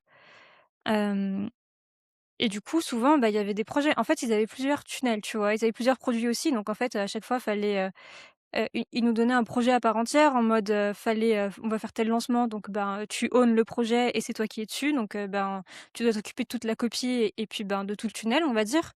Hem Et ouais, en fait, on se répartissait les rôles comme ça, par produit. OK.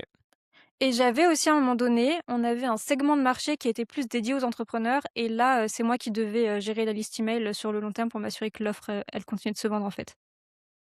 Et là, du coup, tu déployais la stratégie que tu décrivais, à savoir, 2-3 emails par jour, par semaine, avec à chaque fois, une petite offre à la Ouais, fin? ouais. Et OK, hyper intéressant. Qu'est-ce que tu appris de cette expérience chez Paradox? Qu'est-ce que tu retiens, là, instinctivement? Je sais que c'est une grosse Tellement de choses. question. Non, mais c'est une énorme question, en fait, parce que, en plus, je lui ai envoyé un message il y a pas longtemps, mais genre, en fait, je dois tout à Quentin, quoi, tu vois? Genre vraiment Quentin, pour moi, ça a été un mentor incroyable. Je sais pas s'il verra, cet épisode de podcast, peut-être pas, mais en vrai, Quentin, genre encore aujourd'hui, il m'apprend des choses, tu vois? Genre, en mode, quand je dois être dans mon rôle de leadership maintenant et de gérer l'équipe marketing, je suis là en mode: «C'est donc pour ça qu'il faisait comme ça», tu vois? Hem, En vrai, ce que j'ai appris, heu, j'ai pas vraiment appris, enfin, j'étais bonne en copywriting quand je suis arrivée, j'aurais jamais été à Paradox sinon. Donc j'ai pas vraiment appris des choses en termes de copywriting. J'ai appris Mmh. peut-être plus des choses sur mon mindset, tu vois? Genre, vraiment apprendre à communiquer avec les autres parce que ça, moi, c'était mon groupe, en fait, tu vois? Genre, j'étais très introvertie, j'essayais pas forcément de me mettre, à la place des gens quand je discutais et cetera avec eux en face à face et du coup, ben, ça pouvait créer des incompréhensions, des frustrations et cetera, de la confusion et ça, je pense que ça m'a vraiment débloquée sur ça, sur apprendre à donner du feedback et genre vraiment, bien communiquer, tu vois? Et à m'organiser aussi. Parce que, je pense que tu le vois, je suis assez bordélique et genre je te laisse imaginer à quoi ressemblaient, genre, mes fichiers et cetera avant quand je devais prendre en main des projets et là, ouais, j'ai vraiment appris à cadrer les choses et à faire les trucs, pas à pas.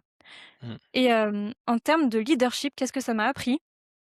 En fait, ton travail quand tu es, entre guillemets, c'est un gros mot leader, hein, mais en gros, quand tu gères une équipe, c'est juste de t'assurer que les autres, aient de quoi faire leur travail, de la meilleure des façons, tu vois?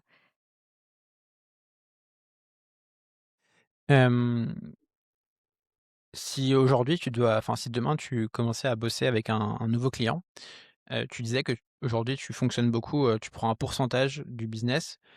Comment tu Demain tu as un client qui te contacte, enfin en tout cas tu vas prendre ce client, comment tu calcules le pourcentage? À quoi tu fais attention? Qu'est-ce que tu regardes? Comment tu fonctionnes? Ouais, grosse question. Heu, alors déjà, je prendrai plus un client en pourcentage pour l'instant, en tout cas. Hem Mais imaginons que demain, ouais, j'ai une place de libre ou quoi que ce soit. Souvent, moi, je prends entre 10 et 15 du CA. Et en fait, ce qu'il faut faire attention, c'est, quel type de client tu prends. Et c'est très difficile, et je me rends compte que j'ai eu beaucoup de chance dans ma carrière de trouver, les clients avec qui je travaille aujourd'hui. C'est très difficile de trouver un client qui soit prêt à te donner ce montant-là de son CA, sans que tu aies fait tes preuves au début dans leur business Mmh. et sans que toi tu t'arnaques. Parce que souvent, quand les gens, sont d'accord, et j'ai eu des clients comme ça, genre en mode, au début, ben, ils vont te dire oui, parce qu'en fait, c'est eux qui ont plus besoin que toi, tu vois? Ils veulent pas prendre le risque et en fait, bah, leur offre, elle est bancale, il y a rien qui va dans leur business et en fait, je pense que si tu demain, je devais reprendre un, business de zéro au pourcentage, je m'assurerais déjà de un que le client ait la bonne mentalité, parce que c'est très difficile de trouver quelqu'un qui a les épaules pour le porter, genre à des chiffres qui vont faire, 100 K par mois, tu vois? Je m'arrangerais aussi pour voir, bah, sa capacité et à quel point il a envie de travailler parce que, bah, forcément, en fait, ça va pas c'est pas toi qui vas tout faire, tu vois? Genre, enfin, c'est vraiment un travail d'équipe, quoi. Va falloir que la personne, elle se bouge aussi et de voir est-ce qu'elle a cette prestance aussi? Parce que ça, c'est important. Genre, si tu dois apprendre à la personne à parler et cetera, en webinaire et cetera et qu'elle a du mal à capter l'attention et même dans l'énergie, tu vois? Parce qu'il y a le copywriting, les mots, mais il y a aussi l'énergie et les 2 sont très importants et je me rends compte de ça. Et du coup, si la personne, elle est là en mode toute molle et cetera et qu'il faut en plus la booster, genre pour en mode, vas-y, fais sortir, la personne qui est en toi et que les gens ont envie de suivre, c'est très difficile. Et souvent, donc du coup, c'est très difficile de repérer une personne à ce niveau-là et de la prendre au bon moment pour qu'elle accepte d'avoir un pourcentage. Parce que souvent, imagine, tu abordes un business qui fait, 100 K par mois déjà, il va te dire: «Bah, tu vas me servir à quoi?» tu vois? Enfin, genre, c'est normal. Genre, il va voir, OK, je dois te donner 10 K par mois là, mais en réalité, qu'est-ce que tu vas apporter de plus, tu vois? Donc je pense que, hem, si vous vraiment voulez faire ça, mais je pense qu'il faut déjà être très bon dans son domaine pour, arriver à ce niveau-là. Si vous voulez avoir des gros business, l'astuce, à la rigueur, et j'essaierai de faire ça, maintenant aujourd'hui si je devais refaire, aller voir des gros business et leur dire: «En fait, je prends un pourcentage sur, le la marge que je vais générer l'année prochaine». Imaginons, donc on part sur un contrat d'1 an, on voit que là, tu fais 100 K cette année, par exemple, imaginons, ouais, on va dire, imaginons que là, tu es à, 400 K par an. OK. L'année prochaine, je te fais passer à, 600 K et du coup, toi, tu prends un pourcentage sur ces 200 K, tu vois? Mmh. Ça peut être une astuce. OK, et tu prends un fixe ou pas? Non, j'ai pas pris de fixe.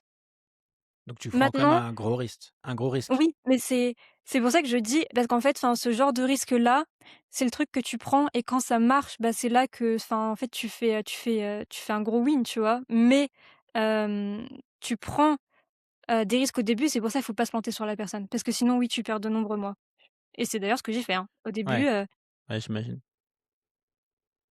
mais pour Déjà moi, j'ai enfin non, mais en fait, pour moi, c'est je retournerai pas en arrière, tu vois, sur les erreurs que j'ai faites parce qu'en vrai, je vois où j'en suis maintenant et je suis tellement fière, tu vois? Genre, en vrai, je suis tellement contente parce que, bah, j'ai réussi à créer une équipe où vraiment, enfin, genre, c'est trop le kiff, quoi, tu vois? Et du coup, je suis là en mode, enfin, c'est ouf et je sais que j'aurais pas pu créer ça en arrivant en tant que freelance, dans une équipe comme ça, tu vois? Enfin, même si c'est génial et je pense qu'en réalité, après ça dépend vraiment de la personnalité des gens, mais je sais que moi, je fonctionne très beaucoup, genre, en mode, équipe et cetera et je sais que le fait de partager les victoires quand tu as vraiment sué tout ce long avec un client, ben, je trouve qu'il y a rien de tel, tu vois? Quand tu dis que tu as une équipe, c'est tu bosses avec des gens ou c'est-à-dire dans le business de tes clients, c'est ça les équipes? Mais en fait, enfin, maintenant dans le business de mes clients, c'est moi qui ai recruté l'équipe, tu vois? Donc Mmh. enfin, on m'a pas imposé quelqu'un comme on m'aurait imposé un collègue, tu vois? OK, et du coup, pour toi, pour que ça vaille le par rapport à l'investissement que tu mets avec un client, pour que ça vaille le coup en termes de chiffre d'affaires, tu dirais il faut que tu factures combien par client sur, 1 an, par exemple? Ah, j'ai du mal à comprendre la question, si c'est au pourcentage, ça dépend vraiment de du business, bah, de ce que toi tu vas réussir à faire. Je veux dire, tu vois, imaginons que là, tu bosses 1 an avec un client, Ouais. à la fin de l'année, tu vois, si tu fais, 5 K, tu seras pas content, j'imagine? Il faut que tu fasses beaucoup plus que ça. Oui, ça dépend. J'ai du mal à comprendre comment tu vois les choses. Je reformule, combien il f enfin, heu, avant que tu démarres une collaboration avec un client, Ouais. j'imagine que tu dois te faire une estimation de ce que tu peux gagner avec ce client. Ou est-ce que Oui, tu pars complètement à l'aveugle en te disant: «C'est peut-être 2 000 balles ou c'est peut-être 100 000 balles»? Tu vois, il y a quand même un gros écart. Donc tu dois quand même avoir une estimation de: «OK, avec lui, si ça se passe bien, j'estime qu'on va pouvoir», j'en sais rien, passer de 400 à 600 comme tu disais et donc là-dessus, si moi j'ai 20, bah, en fait, je prends, 40 000 € et donc par rapport à l'investissement que je compte mettre, je sais que je vais être à peu près rentable ou que je vais m'y retrouver. oui. En fait, tu peux pas savoir à l'avance parce que, bah, il y a des imprévus et puis, bah, des fois, il y a des énormes coûts, tu vois? Des énormes coûts dans le sens, genre en mode, bah, vous allez faire, 100 000 € un mois, tu sais pas, enfin, parce que vous avez trouvé vraiment, genre une offre banger et vraiment tu vas faire exploser le business. Hem, du coup, c'est un peu le contre-pied de ce truc-là. C'est-à-dire que quand tu es freelance et que tu payes au fixe, bah, au moins, tu as de la visibilité. Tu Mmh. sais combien tu vas avoir à la fin de l'année. Donc c'est en fait, ça dépend vraiment de la personne. Je sais que moi, j'étais prête à prendre ce risque-là parce que justement, j'avais envie de viser sur le long terme et moi, ce qui me frustrait énormément quand j'étais en freelance aussi, c'était de me dire que j'étais plafonnée à un moment donné, tu vois? J'allais atteindre le plafond, je savais que je pourrais pas prendre plus, en fait et surtout, bah, j'avais pas l'impression de comment dire? J'ai l'impression de mettre des efforts et que plus je mettais d'efforts, en fait et plus, ben, le fixe restait le même, tu vois? Ce que je veux dire? Et du coup, ça, c'est quelque chose qui me frustrait. Donc c'est pour ça que je suis passée aussi au pourcentage avec mes clients et heu et en réalité, ben, tu peux jamais savoir le montant à l'avance. Tu peux avoir une estimation et te dire: «OK, peut-être que ce client-là, il va me rapporter 5K ou il va me rapporter 10K», mais en fait, tu peux pas vu que c'est, hypothétique, bah, tu peux pas prédire l'avenir, quoi. Mais j'entends bien, mais est-ce que toi, tu essayes de faire une estimation, conservatrice, tu vois, un peu optimiste ou pas forcément? Ah bah oui, mais sinon je travaillerais pas aux clients. Si, je me dis: «Demain, on peut OK, mais pas c'est ma atteindre», question en fait, c'est ah oui, oui, non, mais oui, non, mais si demain je me dis, le business il peut pas dépasser, genre, 100K par mois, faut pas y aller quoi, tu vois? donc ton critère c'est ça, c'est il faut que tu te dises, le business peut faire 100 K par mois et moi je sais que si je prends, j'en sais rien 10 dessus, je m'y retrouve. C'est ça à peu près ton ta réflexion? Bah oui, pour le coup, oui. OK. Tu es à l'aise de nous dire, combien de CA tu as fait l'an dernier pour qu'on se rende compte à peu près de la taille de ton business? Alors ça dépend vraiment. Hem, Ça dépend. non, ça dépend, mais enfin, pour revenir sur toutes les erreurs que j'ai fait l'année dernière, hein, l'année dernière, j'ai fait 50K, ce qui OK. est faible pour un freelance, on est d'accord? Parce que j'étais déjà passée à ce modèle-là de au pourcentage et que c'était la phase où mon business, en fait, a fait comme ça, tu vois? OK et Parce donc que du coup, ben ouais. non, du coup, moi, l'année dernière, qu'est-ce que j'ai fait? J'avais plein de clients dans tous les sens et du coup, bah, en fait, ça stagnait, tu vois? C'est comme quand tu oh là. C'est comme quand tu essayes, en fait, de grimper un mur et que tu, essayes, de construire 3 échelles en parallèle au lieu d'essayer d'en construire une, tu vois? Du coup, bah, tu vas beaucoup plus doucement sur les 3, c'est normal. Mmh. Donc toi ta résolution c'est de prendre moins de clients mais de faire mieux avec eux? C'est ça, exactement. Du coup, là, j'ai recentré sur, un client et mes 2 listes à moi et voilà. Et avec un seul client, tu espères faire plus que ce que tu as fait l'an dernier? Ah bah, oui, oui, oui. OK, OK. Hem, tiens, j'ai écrit sur mon document, tu me diras ce que tu en penses. Est-ce que les livres sur le copywriting sont surcotés? Je pense que si tu regardes les conseils factuellement, oui, parce que, bah, c'était, j'imagine que tu parles des livres de Gary Albert, John Ouais. Carlton, Eugene Schwartz et cetera. Alors, oui, dans le sens, les conseils que vous allez voir dans ces livres-là, vous les avez déjà entendus, mais non, je pense qu'il faut les lire et en fait, il faut regarder comment les auteurs les ont écrits. Moi, un de mes livres préférés, c'est le livre de John Carlton, hem, How to Put Your Shit Together ou un truc comme ça, genre, je sais plus le titre exact, mais c'est le livre de John Carlton et en fait, tu as un chapitre où le mec, parle pendant, genre, ouais, au moins 20 pages de, qu'est-ce que c'est que le stress, tu vois? Et en réalité, tu le sais, tu vois? Mais c'est tellement intéressant la façon dont il le dit et comment est-ce qu'il le dit que, tu es là en mode, «OK, en fait, comment est-ce que lui arrive à me faire lire un truc que tout le monde m'a déjà dit de cette façon-là en plus?» mais du coup, bah, tu es happé dans le livre. En fait, c'est ça qui est très intéressant, je pense. C'est regarder, en Mmh. fait, entre les lignes. Comment est-ce qu'il fait? Tu consommes, du contenu aujourd'hui? En ligne, sur les réseaux ou autres? Pas trop. Non, pas trop. En vrai, moi, ma façon de faire, c'est je prends, quelques formations et quelques livres et je la lis 10 fois et à chaque fois, genre, j'apprends des nouvelles choses comme ça. C'est quoi, le livre que tu recommandes absolument? Il y en a trop, ce serait difficile. Ou deux trois, hein, mais Je c'est pense quoi un celui peu de le John Carlton. Lisez celui de John Carlton parce que vraiment il vaut le coup. Moi ensuite, j'aime beaucoup les livres qui sont en dehors du copywriting. Mon auteur préféré, c'est Anthony Bourdain. Anthony Bourdain, c'était un mmh, cuistot et dans sa façon d'écrire, les histoires, c'est incroyable. Moi, c'est mmh. mon auteur préféré, tu vois? Genre De toute donc façon, je moi, l'ai je suis beaucoup c'est convaincu que les meilleurs livres sur le copywriting, c'est pas des livres de copywriting, oui, justement. exactement, exactement. C'est pas des livres sur le copywriting, non. OK, donc Anthony Bourdain, ses vidéos sont très bien aussi. Oui, Je sais pas si tu les as vues? je crois que j'en avais regardé une, mais j'avais préféré les livres. Mais Ouais. ouais, son livre, je sais plus c'est quoi le titre, il en a tellement. No Reservation, je crois, ou un truc comme ça. En gros, il va faire le tour du monde et il raconte, genre, en fait, il a une façon de lier la bouffe avec l'histoire qui est absolument incroyable, je trouve. Hem, ouais, Anthony Bourdain. Non, mais ouais, j'adore cet auteur-là. Il y a aussi Hunter S. Thompson. Hem, ouais, les 2, pour moi, c'est ceux que j'étudie le plus. Avec il y a aussi, Ben Settle. Je peux vous le recommander, il est pas mal, Ben Settle, pour le coup aussi. Mais ses livres sont très, très chers. OK. Hem, qu'est-ce que tu as est-ce que tu me parlais du bouddhisme dans ton document. Heu, qu'est-ce que tu as appris ou est-ce que tu appliques des choses du bouddhisme dans ton business? Alors, est-ce que je médite? Non. Genre mais dans la façon de lâcher prise, en vrai, enfin, c'est difficile, je trouve, d'appliquer le bouddhisme en France parce que l'atmosphère s'y prête pas. Mais quand tu es au Mmh. Népal, en fait, tu Ouais, c'est baignes vrai. là-dedans, tu vois? Genre, tu peux c'est ce que je dis, souvent, genre, aux gens quand ils me demandent, genre: «Je peux pas être stressée au Népal, genre, c'est pas possible», tu vois? Du coup, ça me ralentit forcément, c'est pas forcément ouf, c'est une autre façon de vivre la vie et cetera. Mais c'est vrai que, genre, le bouddhisme, enfin, ouais, moi, au niveau du lâcher prise, en tout cas, et de prendre de la distance et de pas se faire contrôler par ses émotions, c'est vrai que ça m'a pas mal aidé pour le coup. Mmh. Tu parlais aussi du locus interne, donc c'est, mesurer, ton travail par rapport à toi, tes propres, Oui, standards. Comment tu ouais, fonctionnes là, par rapport à ça? ça me vient de paradoxe.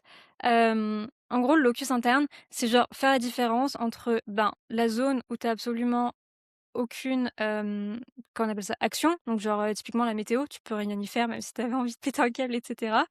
Et tu as ton locus interne, les choses où, bah, c'est toi, donc ça vient de toi, mais tu as aussi la zone poreuse en mode, ben, tu peux influencer sur l'extérieur, donc typiquement tes résultats. Genre, tu peux pas dire: «OK, je mets, la limite de, je sais pas moi, 100 K par an», parce que, bah, ça, tu vas pas le contrôler finalement. Mais ce que tu peux contrôler, bah, c'est quel type de client tu prends, donc combien d'emails tu peux envoyer, hem, ouais, combien d'offres tu lances, combien de produits tu lances et cetera. Et en fait, là, tu as une zone d'action. Mmh. Ouais, c'est le stoïcisme, Oui, sépare, ce que tu contrôles de ce que tu ne contrôles pas et en fait, je pense que c'est indispensable pour durer dans l'entrepreneuriat parce que si tu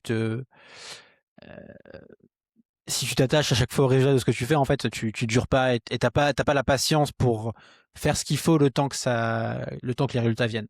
Parce qu'en fait, je pense qu'au début, il faut accepter de faire les bonnes choses, mais accepter le décalage entre, bah, les actions et les résultats.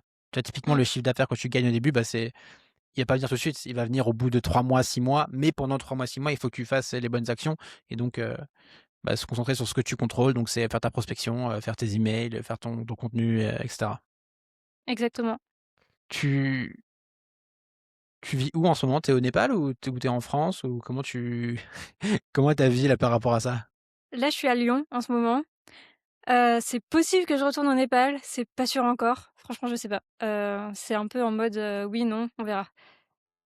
C'est pas difficile de bien bosser quand tu es constamment dans l'incertitude enfin, enfin, tu me diras ce que tu en penses, hein, mais c'est pas évident tu vois, d'être disponible dans son travail quand tu es pris par plein d'autres considérations du style, «Où je vais être dans 2 mois», Oui, je confirme. Non, je confirme. Hem, c'est vrai que c'est difficile. Enfin, moi, je sais que le il y a le digital nomadisme en mode on va Mmh. travailler un peu de partout et cetera. Je sais que moi, j'y arriverais pas. Genre, de bouger tout le temps et cetera, ça serait impossible. Après, je pense qu'en étant au Népal, hem, enfin, c'était difficile parce qu'en fait, la vie là-bas, enfin, c'est tellement lent, en fait, tu as presque pas envie de travailler, quoi. Genre, c'est pour ça que c'est le plus difficile. Je pense que c'est très difficile de travailler dans des pays comme Bali et cetera, parce qu'en fait, ça fait rêver. Mais vu que ça fait rêver, tu as pas cette hargne de te dire que tu vas faire les choses pour vraiment t'en sortir aussi, tu vois? Alors que quand tu es Ouais. à Dubaï, bah, ouais, tu vois méga grand, quoi. Je l'ai vu la différence, enfin, c'est ouf. Tu été à Dubaï? Oui, j'ai été à Dubaï. Quelle est ton expérience de Dubaï? C'est marrant, C'est Népal, Dubaï, je sais oui, pas s'il peut y avoir, plus extrême en termes de bah, de exactement, spectre, c'est à mais peu près ça. intéressant du coup à expérimenter. Mais en vrai, j'ai trouvé ça cool. C'est pas l'endroit où je vivrais pour le coup. Mais ce que j'ai trouvé intéressant, c'est que, en fait, faut aller chercher la profondeur dans la superficialité, tu vois? Genre en mode, tout le monde est un peu superficiel et cetera, mais en fait, enfin, tu as quand même des gens qui sont, bah, genre, comme, David Laroche ou mon mentor Quentin et cetera, qui sont vraiment méga profonds, tu vois? Et c'est vrai que quand tu vas là-dedans, en fait, j'ai l'impression que quand tu scrapes la surface et que tu vas à l'intérieur, c'est là où je peux vraiment rencontrer des gens qui sont super intéressants et cetera. J'ai rencontré des gens qui étaient vraiment méga intéressants à Dubaï, oui, tu vois? Donc c'est pareil, ça t'ouvre à plus de choses, quoi. Tu vois, genre, tu te promènes et tu vois, genre, vraiment, il y a tellement de fric de partout que tu es là en mode: «OK, bon, bah, en fait, genre, je peux facturer, 10 K ce contrat», tu vois? Genre, Ouais, tu t'en fiches, quoi. Ça ouais, t'ouvre plus grand. ça remodèle tes perceptions et tu te dis, Oui, «Ce que je pense être exactement. cher, en fait, c'est c'est pas du tout cher ou c'est pas du tout Non, beaucoup, c'est quoi». ça, exactement. Comment tu traverses, les périodes de doute dans ton activité? Bah, tu continues, hein, il y a pas le choix, genre, tu fais ton truc et tu te dis: «Bon, bah, voilà», enfin, tu fonces, tête baissée et puis, ben, pour moi, quand tu doutes, c'est soit tu t'arrêtes, soit tu continues donc bon, bah, voilà, enfin, je vais pas qu'est-ce que je fais, en fait, si j'arrête? Bon, bah, voilà, je continue, tu vois? Tu as eu des moments où tu veux arrêter? Où tu t'es dit: «Vas-y, je vais reprendre un job», enfin, tu as pris un job pour le coup, mais enfin non, c'était en freelance, Paradox? Ah, c'est pas un j'ai pas vu ça comme un job, hein, j'ai OK. vraiment vu ça, c'était du copywriting, Ouais. in-house et Mais in-house, c'était quoi ton contrat? C'était en freelance? oui, c'était en freelance, ouais. Mais oui, c'est vrai que ça s'apparentait oui, ça pouvait s'apparenter un peu à du salariat, mais en vrai, enfin, non, j'ai pas trouvé que c'était enfin, pour Mmh. moi, vraiment un job, tu vois? C'était obligé d'être à un instant T, parce que ton boss t'a dit d'y être, tu vois? Mmh. Genre ça et on t'impose tes collègues. Moi, c'est pour ça, en fait, que enfin, j'aimais alors, il y avait cette partie-là aussi, qui était que dans la biologie, parce que j'adorais la biologie, mais je détestais en fait tous ces trucs-là en mode faut que tu des diplômes pour monter ou pour dire ton avis sur tel truc, et cetera. Alors que toi, tu vois, tu es là en mode, enfin, tu as envie de tester plein de trucs, tu as envie d'avoir des projets, et cetera et en fait, tu peux pas parce que, bah, il y a barrière hiérarchique et du coup, bah, on t'impose tes collègues aussi. Moi, c'est des trucs que je détestais. Donc c'est pour ça que j'ai arrêté le salariat, voilà. Et du coup, tu as eu des phases où tu t'es dit: «Vas-y, j'arrête, le freelancing, Ah, c'est trop dur, j'en peux plus»? en vrai, non. J'ai été dans des moments, très, très, très bas dans ma vie, je dirais aussi. Hem, mais à aucun moment je me suis dit que j'allais arrêter parce que enfin, en fait, je savais dans quoi je retournais. Je pense que le truc où je pourrais accepter de retourner dans le salariat, c'est genre, pour 3 mois parce que tu es en galère et du coup, bah, tu y vas pour rebondir, tu vois? Mais Mmh. dans ma tête, jamais je me suis dit que j'allais faire autre chose que de l'entrepreneuriat, en fait. Et dans 10 ans, tu devais encore faire du copywriting? Tu devais encore faire des emails Oh oui, pour vendre des programmes? Ouais? mais en fait, je me vois les faire pour vendre mes propres en fait, je me vois exactement là où je suis maintenant, tu vois? Genre, en fait, je suis tellement alignée aujourd'hui avec mes clients, mes listes email à moi et les produits que j'ai envie de créer que, oui, je me vois totalement dans 10 ans faire ça. Alors ce qui n'était pas le cas quand moi j'étais freelance, tu vois? Et c'est pour ça Mmh. que j'ai dû faire cette bascule-là aussi parce qu'au bout d'un moment, je me réveillais et j'étais là en mode: «Il faut faire ça, je dois faire ça, il y a ça Mmh. à faire» et en général, quand tu mets des «il faut», «il doit», c'est que tu es pas aligné quelque part, tu vois? Et du coup, enfin, genre, quand, j'ai dû faire la bascule à un moment donné, j'étais là en mode: «En fait, je veux plus être la personne qui passe les appels de vente, genre à qui on demande pour faire les appels de vente. Je veux être celle qui fait pas pardon, pas les appels de vente, les appels de candidature. Comment on appelle ça? Les, appels Tu parles de quels appels là? bah, tu sais quand toi, tu es audité par l'entrepreneur pour rejoindre son business quoi, en gros. Ah ouais, tu postules pour une boîte, quoi? Ouais, voilà, en fait, je voulais plus faire ces appels-là, je voulais être celle qui était derrière et qui Ouais, recrutait les gens aussi, tu vois? Genre, qui OK. construisait mon truc quoi, genre et qui avait l'impression d'aller dans cette direction-là, quoi. Mmh. Tu dirais que c'est quoi ta force en tant qu'entrepreneuse, freelance? Je me rappelle plus qu'est-ce que je t'avais mis dans le questionnaire, parce qu'en fait, il y avait plein de choses. Je pense que j'ai une vision à long terme et ça, c'est vraiment quelque chose qui, je pense, m'a beaucoup aidée. Parce que, déjà de un, ça m'a empêché, genre même quand j'étais dans des périodes vraiment de grosses galères, j'ai jamais réussi à accepter un contrat avec lequel j'étais pas alignée. Genre, parce que Mmh. l'entrepreneur avait l'air d'être absolument trop, genre en mode scammy ou quoi que ce soit, tu vois? Même si je savais que je pourrais lui vendre un contrat à 2 000 €, Je pouvais pas. Genre, j'étais là en mode: «Non, je pense à 5 ans, j'ai pas du tout envie d'avoir ce client-là dans mon palmarès, c'est pas possible». Hem, Pareil, genre les périodes de doute, des fois, il y a eu des périodes, par notamment avec le business de mon client, où on savait pas trop où on allait, on savait pas trop ce qu'on faisait et cetera, tu vois? Et le fait de penser à long terme et de me dire: «OK», genre j'aurais pu à tout moment retourner dans le freelancing, trouver des contrats et cetera et facturer comme ça, tu vois? Mais j'étais pas, alignée avec ça, en fait. J'avais vraiment envie de construire des choses à moi et en fait, d'être vraiment dans la boîte de mon client et de construire la boîte avec eux, tu vois? Genre vraiment que ça fonctionne en symbiose et ça m'a toujours fait, continuer. De voir sur le long terme et de me dire: «OK, on verra dans 10 ans où j'en suis, on verra dans 10 ans où j'en suis» et de continuer comme ça. Ouais. On a parlé beaucoup de comment est-ce que tu rends ton écriture, singulière, comment tu trouves ton style. Est-ce que toi, tu utilises l'IA là-dedans? Alors, ça dépend.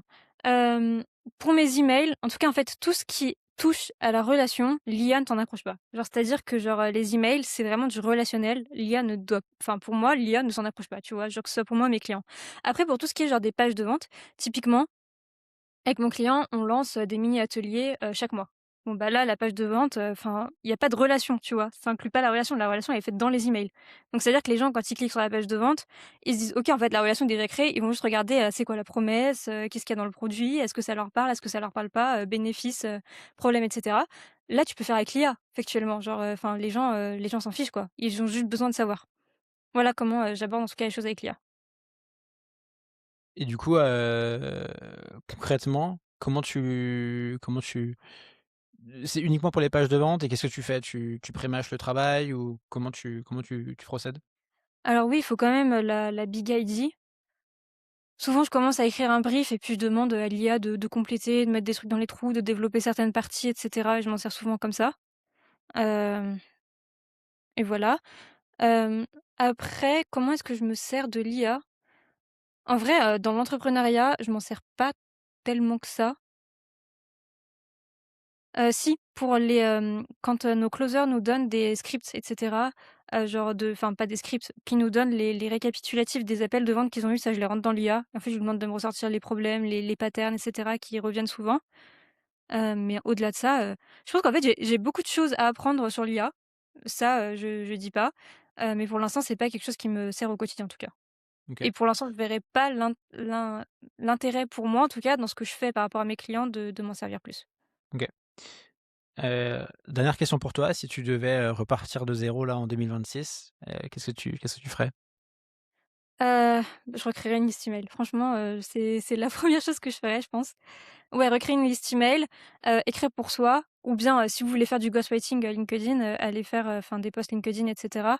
Si vous voulez faire, des scripts YouTube, faites des vidéos YouTube, faites ce que vous allez vendre et puis la deuxième chose, je pense que vraiment je rejoindrai un programme parce que, enfin, je pense que ça m'a pas mal aidé au début de voir comment ça fonctionnait et cetera et c'est vrai que c'est pas mal d'avoir une communauté quand même autour de toi.